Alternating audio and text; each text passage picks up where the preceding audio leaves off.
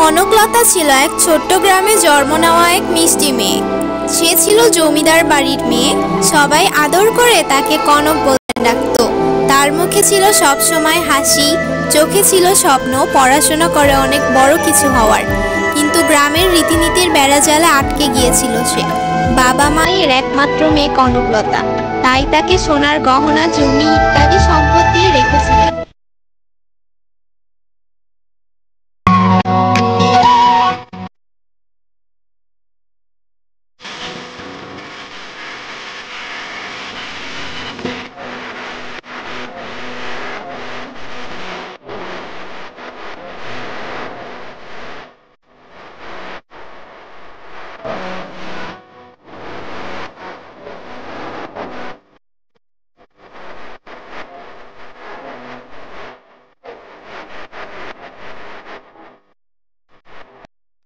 সাজতে কনকলতা খুবই ভালোবাসতো।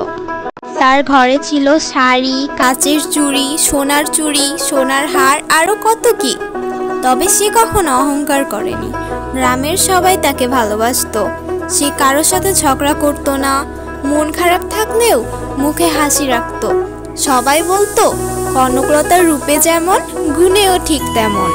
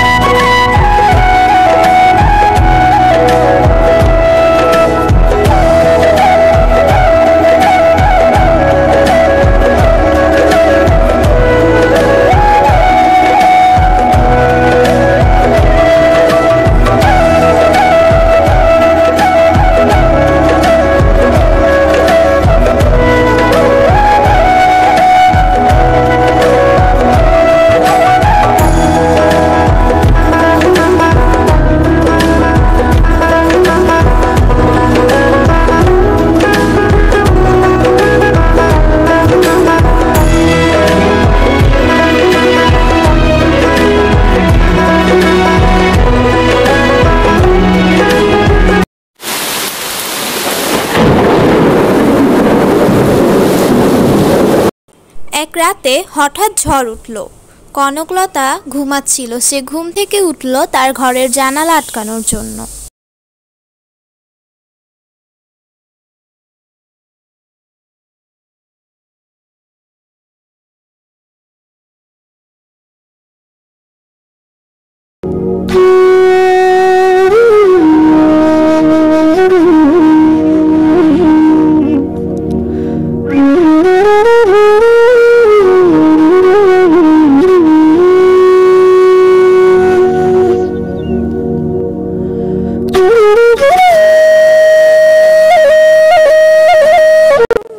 কনকলতা ঘরের জানালা বন্ধ করতে গিয়ে পড়ে গেল।